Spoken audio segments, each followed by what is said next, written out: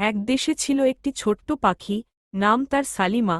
সে ছিল খুবই শান্ত স্বভাবের, সব সময় আল্লাহর জিকির করত, সুবহান আল্লাহ, আলহামদুলিল্লাহ, আল্লাহু আকবার।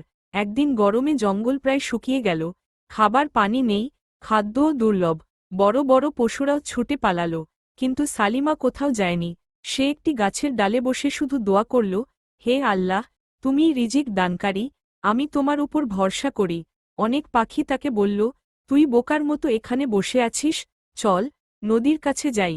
কিন্তু সালিমা বলল, আমার রব জানেন আমি কোথায় আছি, তিনি আমাকে ভুলে যাবেন না।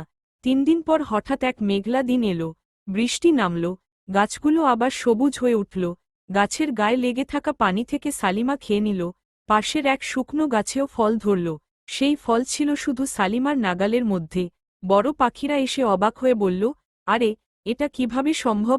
সালিমা বলল, যে আল্লাহ পাথরের ভেতরেও পোকাকে রিজিক দেন, তিনি কি আমাকে রিজিক দিতে পারবেন না?